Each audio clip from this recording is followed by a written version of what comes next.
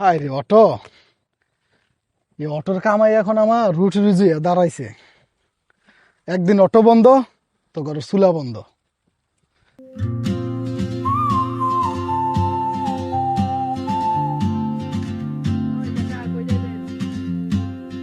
এই ওটু, যাইবা নাকি জয়দেবপুর? জামু চলেন। ভাড়া কত? জয়দেবপুর তো এখান থেকে 30 টাকা। ওই বেটা, অটো চালাস না পেলেন চালাস, 20 টাকার ভাড়া, 30 টাকা।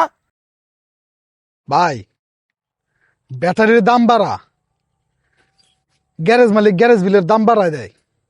আমরা কি করুম ভাই? আমরাও তো পেট চালাইতে হয়, আমরাও তো চলতে হয়। আপনারা যদি এমন করেন আমরা কই যাইম? 30 টাকা যাইলে বহেন লয়ে যাই।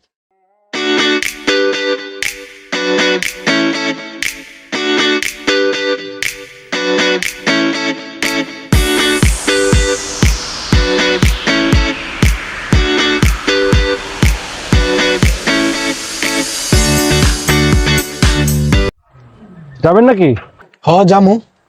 কই যাবেন? জয়দেবপুর? ওঠেন। ভাড়া কত? 30 টাকা। ঠিক আছে।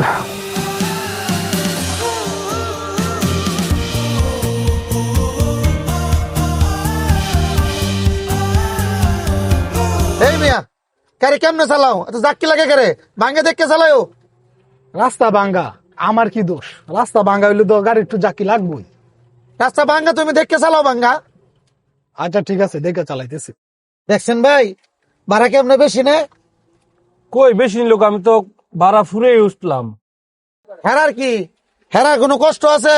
পিক আপ দিলে গাড়ি চলে, এরপরেও ওরা ভাড়া বেশি চায়।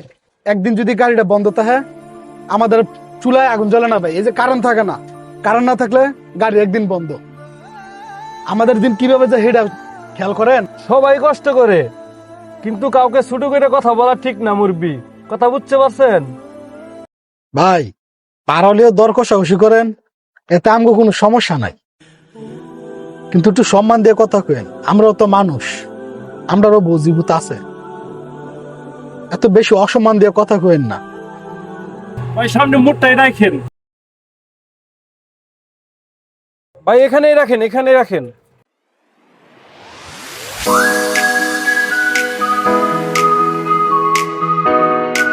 আপনার ভাড়া হলো 30 টাকা, আর আপনি এই 20 টাকা বকশিস নেন। হ্যাঁ ভাই আমার ন্যায্য ভাড়া পাইছি, এতে আমি খুশি। নিতেন না তাহলে? না, আমি এতই খুশি। আচ্ছা, ধন্যবাদ।